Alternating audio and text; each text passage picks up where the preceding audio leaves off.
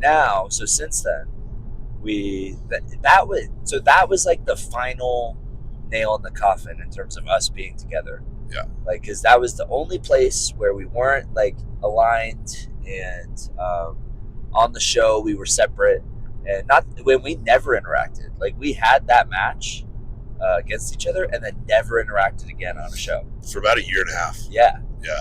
But everybody was like, not everybody, but people started to hear about us tagging other places, and the reputation started growing. And then at that point, it was just like, okay, we're off to the races. Yep. And so that was super cool. We've gone through a couple of names. Yeah. And we're here with the Pretty City Express. And I think ultimately, like, we don't have to go over every single match, but I think that talk with Max that we had, where he talked about like working on the craft more than just worrying about like having a good match for that night. Yeah. Like, yes, have a good match, and also like just having a good match in front of a crowd that you wrestle in front of every month who knows you and you know what they want is kind of complacent. Like, you need to work on getting better at the craft, because that's what's going to get you to the next level. Yeah. I think since that talk, we've really started to hit our stride. Like, we were doing good, and that's another thing with progress. It's not linear. So, like, we have, like, a couple stretches where we're like, God damn, like, we are killing it. And we're doing better every time. The reactions are getting louder. Our work's getting crisper. And then we have 2 or 3 matches in a row where we're like, what happened to us? Like, why can't? Did we forget how to wrestle? Like, what is going on? Yeah. And I think that's just, like, the thing. Like, that's why consistency is king over everything else. Like, yeah. You ride the wave enough times that you just eventually start getting bigger and bigger waves. Yeah. And if I remember right, that talk with Max was not that long ago. No, it was probably 4 months. Yeah. Yeah, exactly. And so we've really made a point in those past 4 months to like kind of pick something or a couple things that we really want to focus on within the match, as opposed to just trying to go out there and please the crowd. Yeah. Do the things that we know work. Right. That goes back to the very beginning of like being comfortable. We don't want to be comfortable. You never want to be comfortable, because when you get comfortable, that's where the growth stops, or it like really slows down. And so I think we do a good job about identifying things that we didn't do well and things we did do well that we can build on, and then things we need to either scrap or improve upon. And focus on that, and like not just look at the match as a whole and just be like, all right, it was either good or bad. It's like we're able now, getting better at breaking things down and like appreciating certain points of the match and kind of go in with that. And so it's been really positive, and I think overall it's led to a lot of growth. Like, it feels like over the past 4 or 5 months there's been like a pretty sharp increase in our growth, but also it can be frustrating because now we're even more critical. Yeah. Which, we are more critical, but I will say, and this is something that I'm proud of, because I'm hypercritical at times of myself, I think we're becoming a lot more like objective. Yes. With how we look at matches. Yep. Which I think is so important. Like, it used to be, well, I did it, so I'm gonna grade myself on a downward curve. Yep. Like, I'm automatically gonna, but now we can like look at something, and I think that helps too, like, because we're both hypercritical of ourselves, and the other, like, we support each other, that when you're being hypercritical, I can go, no, like, it actually wasn't that bad. Like, I think this part worked. But, like, we trust each other enough to where we're not, like, blowing smoke up each other's ass. We're just like, yeah, that didn't really connect. I don't know why. For sure. Or, like, it wasn't that bad. Like, it wasn't great, but I think this part worked, Yep. And I think that helps a lot. Yep. And I think that's something, like, we had a match a couple weeks ago, or I guess like 2 or so months ago, where we like felt okay about it. And I remember this is the first time ever that like I had to talk you off the ledge. Yeah. After a match, as opposed to me. And I was just kind of like, oh, wow, okay, we're like evolving. Like we're like, okay, we're objectively looking at this and we're getting better at the craft. We're not just worried about each match individually. Like we still take a ton of pride in our work, and especially more now. But it's not about like, hey, this worked last time. Like let's do a version of that. It's like, okay, we know this works. What can we do to push the limits a little bit more? Yep. How can we be more creative so we're not having the same exact match that we're comfortable with in front of all these crowds? Because again, that's us being complacent. And so, oh boy. Oh, come on. You truck drivers. So, yeah, learning to be more objective, I think, is a really positive thing. So it's like being able to be like, okay, these are kind of our goals for the match. Did we hit those? A lot of times it's yes. And then a lot of times it's like, yes, and this could have been better, this could have been better. But we hit these things and we kind of did what we wanted to when we were coming in there. And so we need to take those as wins. Yeah. And that definitely helps. It definitely helps like keep us sane in a lot of ways. So we're not living and dying by how like by each match. We're looking simply at, did we get better in these aspects that we wanted to? Yes. A lot of times the answer is yes. Which sometimes, like we talked about at the beginning of this, like sometimes it doesn't feel that way. Sometimes we come back through the curtain and it's like, shit. Yeah. There was this on the table. But then it's like, okay, but did this go well? Yes, absolutely. And that's what we're trying to shoot for. Yep. Like, so, man, it's a different mindset, but one that's been really, really helpful for us moving forward. And I think it's leading to a lot of growth. Yeah. I think it's funny because I was thinking about this earlier. It's like when we used to have a bad match, not that we've had a lot.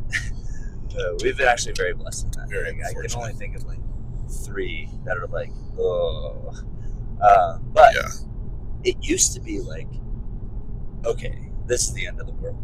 Like, we're gonna fucking, or even if it was just like a mediocre match, we were just like, this sucks. Like, what the fuck? Like, we're not getting better. And then what I noticed, like today, for example. So when we used to have a mediocre match, it was like the worst. And then when we had a good match, it was like, yeah, okay. Yeah. That was fine. And then if we had a really good match, it was like, awesome. We're amped. We're ready. Now, like tonight, if we got that reaction from a match a year ago, we would have been like amped out of our minds. Cloud9. Yeah. Yeah. And we got it tonight, and it became like, yeah, okay. Like, we can appreciate the reaction and realize like this didn't go well and this could have been tighter. And it's not that we're like downing ourselves. It's like we're acknowledging the fact that we did the business and the crowd had a good time, but we're also acknowledging the fact that like we could have cleaned this up more. Yep. And we're like, we've already talked about, okay, how can we like communicate that differently? Or what do we have to do next time to make sure we're on the same page? As opposed to just like, well, that sucked. We're never doing that again. You know, right. Like then you're just never going to be creative and you're never going to try. And that's how your imagination dies. Yep. And I think I'll try to provide some clarification on this. Like we talked about how Max gave us the talk about like, yeah, you can go out and like have a good match and make the crowd happy, but are you working on improving the craft? Yep. And so when we mean reactions, when we're talking about now, especially recently, it's like we're getting reactions because of the changes we've made to the craft, not just because we're doing what we know how to do and what we know for sure works. And so in this context, when we're saying reactions, it's not like we're saying like we don't want reactions because we're doing the things we know. It's like, no, we're getting reactions because we're trying new things and they're working. And we're not relying on like the easy things to get those reactions. We're getting it through our work and through the improvement of our craft. Yep. Which is cool and makes so like when we're talking about the reactions tonight, the things we were getting reactions off of from our perception is because of like the structure and a lot of the improvements we've made, not because we're just like sitting there talking shit and like yelling at people and calling them names. Right. You can always get a reaction through that. That's easy. But getting a reaction and through making people emotionally connected to what you're doing and who you are in the ring is a whole different ballgame. That's the story. That's the story, and I think that's a big area where we've improved. Yeah, and I'm pretty proud of that. And there's a lot more room to grow. Obviously, Yeah. we'll be the first to tell you that we are at the bottom of the totem pole Yes. in many, many ways. yes, And also, we can appreciate things that are going well, and that when we do well, we're getting better at taking the wins. yeah. And I remember the first, like, they're different. Like, it's so hard to describe, but like when you are in the ring and you experience different reactions, it's kind of like, oh, this is a new one. Like, this is like a cheer or a boo, but amplified. Yeah. Like, there's a little more like intensity behind this reaction, you know? And I remember when we did start adjusting, like, okay, we're going to be more creative. We're going to push this. We're going to push our limits a little bit and push out of our comfort zone. The like quality and like the intense or the magnitude of the crowd reactions we got was more. Yeah. And we could like feel it. Yeah. And I remember after, I forgot who we wrestled, but we went, that was different. Yeah. Like, that if like you weren't in the ring or you don't have like a beat on that pulse, to you it sounds the same, but it felt different. Yeah. And it was like a decibel higher on every single level. Yeah. And we were like, huh. Decibel higher and achieved through kind of a different means. Yeah. And so it was very much like, okay, that's like the validation we needed to show like, okay, this is the direction we have to go. Yeah. Because I don't want just like a better reaction. I want the best reaction possible every single time. Every single time. And I want the best match possible every single time. And so the only way to do that is to try to get better every time, which is pushing out of your comfort zone. Yep. And that's something that, like you said, like I'm very proud of. As Yep. much as we have work to do, we've also done a lot of work. So Yep. it's cool. Yep. I think like to wrap it up, we could talk about like where we want to go with the team, because, and I think it's only come up like twice, because people do just like us as a team, where people are like, oh, and I think we have to address it, where they're like, oh man, when you guys break up, like the matches you guys have against each other will be awesome. Yeah. And we're like, well, sure, but why? Like, why would we do that? Like, this has so much potential behind it that why would we break up? There's no reason. Yeah. Like, I'm fully on board with being a tag. I can't speak for you. You can speak for me. Like, we're in this, and we're tag guys now. And then where we want to go, like ultimately we want to go to the WWE. Yes. And we've talked about it, and it's like when we get there, that's where like we're at the base of the mountain. Like, yeah, there's so much work to get done if and when we get there, that isn't the destination. That's very much like base camp. And when it's those lights are weird, yeah, a little shaky. It is just kind of like, okay, like how can we get there together? Because that, I believe that like helps us stick out, and we present a product that is different than just us on our own. Even though I think on our own we'll do just fine. Yeah. But it is very like, okay, that's the goal for us, is to get to that top level, which we believe is the WWE, and also just get to the next level. Like there's you know the huge goal, and then like what are the stepping stones we need to take to get there. And I think sometimes we get kind of lost in that. Like, all right, let's just go to a new promotion. Like, let's find somewhere new. Let's go here. Let's talk to this person. Let's pick their brain about it. Let's see what they can do. Or not what they can do, but like, let's see what they have like perspective to offer us. And I think as individuals and as a team, our goals are very much aligned with getting to that level, and then really starting to put in the work.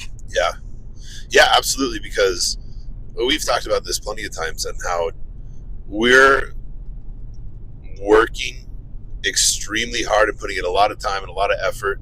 And this is going to be an aside, but wrestling owes you, owes me, owes Devin, owes us nothing. Zero. It doesn't owe us a thing. And so when I say like we're working hard, we're going to get there, I'm not saying like we deserve or we wrestling deserves to give us that. Not even a little bit.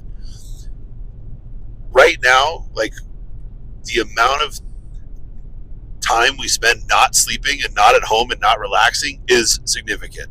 We spend all of our time we both work in order to provide us the finances, the ability to keep our bodies in shape, keep the right food in our body, have time to go to training, so that when we get there, we're as prepared as possible. But then once we get there, then we can put all of that mental and physical energy into only this. And that's what we're most excited about, is just getting there to then, instead of putting 70% of our mental capacity into wrestling, we're putting 110%, because we have to give a little bit to our jobs. We have to give a little bit to this and that.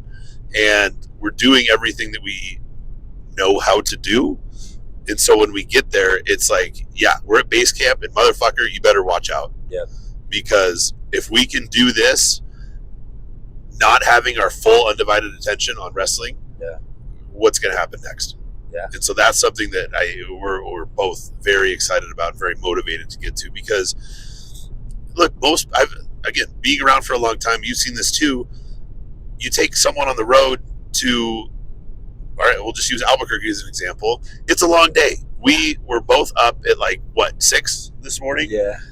In the gym, on the road at 9:30. We're not going to get home until 5. So it's basically a 24-hour day. Yeah. You take kids on the road for the first time, and they do this, and I've seen multiple people go, "Oh, I don't think this is for me." Yep. And that's after they've gone through all the bumps and bruises of getting into the point where they can do some things in the ring. Yep. And so it's such a crazy, insane thing that we both dearly, dearly love, and motivates us to keep doing this absolutely insane travel schedule and insane week-to-week, day-to-day schedule. So I don't know where I was going with that, but it's all going to be worth it when it pays off in that way, and we know the work's going to really start then. Yeah. And it's going to be worth it, and it's going to be something that we're both very, very excited. We're going to hold very, very close to our chest, Absolutely. And I think being in a tag is so helpful. Yeah. Because when we go places, we are together, and we have each other's backs, and we know we're always on the same page, and we discuss what we want to get out of it.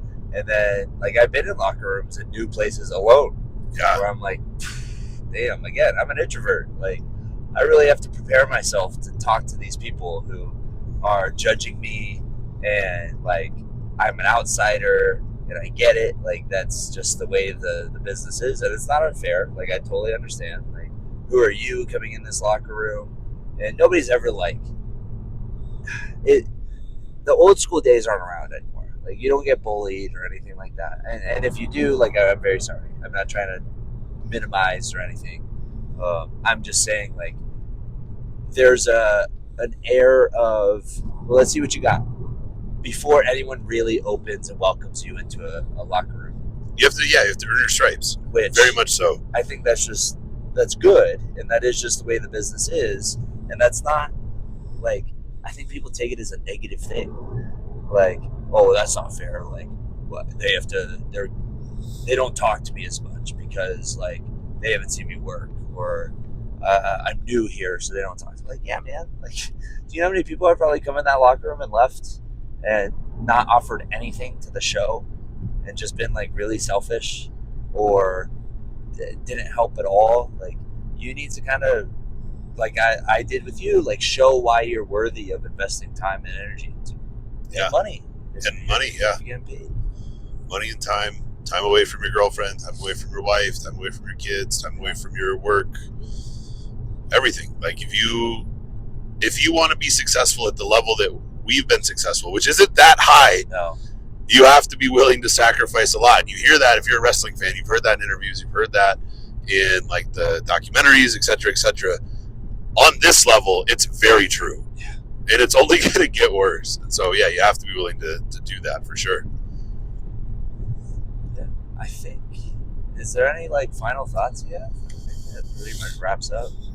Yeah. So, like, from how we like met each other to how we started tagging to how like where we are now and where we want to go in the future. I think that covers everything. Yeah, it's just, it's kind of a fun story. Yeah. For how we met, how we realized that we are on the same page with a lot of things, and now we travel together pretty much every weekend. Yeah, every weekend. And it like, I think we both share this. We've talked about this before. It's like, if we have a weekend off and we're like spending time with our families or our girlfriends or whatever we're doing, and we're not hanging out, then it's like we see each other like the next weekend. It's like, oh, all right, Yeah. back to normal. Yeah. All right, this feels right. So it's just, I really appreciate the story, the evolution of like our relationship and our tag team. And yeah, just very, very excited for, to experience the things we haven't experienced yet. Yes. Really, really looking forward to that. Because Absolutely. it's been nothing short of amazing, awesome, great. And can't wait for what's next. It's gonna be great. Yeah. Thank you guys for watching. I appreciate it. I think it'd be really fun if we did like a Q&A. Yeah, If I like would love that. Pretty City Q&A. So, and I'll probably like post a couple other places to get questions. But if you have a question for us, please put it in the comments. Like, comment your question, what you want to know, or maybe we missed something, or like you want clarification, or you're just curious about something. Ask, because I think it'd be really cool to like get 10, 20 questions and do a video on it, just talking about it. Because we only can say like we can only do so much prep work, and I'm finding that out with this YouTube. Like, I can guess what people want to hear about, but until they say something like, "Hey, like, what about this?" and they go, "Oh, damn, that's a good idea." Yeah. Yeah, why not? Let's talk about that. And like I said, like I this channel is not going to be like, all right, let's talk about how we put matches together, or let's peel the curtain back. Like, that's, I have no credibility in this business to where the people who are doing that on YouTube or through podcasts, most of them have built up huge careers and massive amounts of credibility that they have earned the right to be able to do that, because like they have sacrificed a lot of their life for this sport and for this art, and that's the spot that they're in their career. I'm not in that spot. I think it's fair to say that I don't think you would want to do that. So No. this is very much like just asking or answering questions about what you're curious about, and trying to let you into our journeys and our specific ways of doing things, maybe, but not speaking in general, because we don't have that authority. That's not what the channel's for, and that's not what we're about. It's just professionals. But yeah, I think that'd be really interesting. I kind of got in a ramble there. Give me a break. It's 2 a.m. Guys, yeah, it is currently 1:36. Fuck, it's not even 2 yet. It's not even 2 yet, so we have 3 hours. 3.5 hours until we're home. So if you guys did your jobs and send questions in, we would have more to talk about. Yeah, what the hell? In the 4 seconds since we said that. Go back in time, Yeah, because this won't be posted for like 2 more weeks. 2 weeks. Probably, because I'll do part 1 Monday, Uh-huh. and then part 2 next week. Stay tuned. Stay tuned, motherfucker. Well, all right. All right, we gotta go. Yeah. We gotta get back to this interstate. All right, see you guys. Thanks for watching. Subscribe, do all that cool stuff.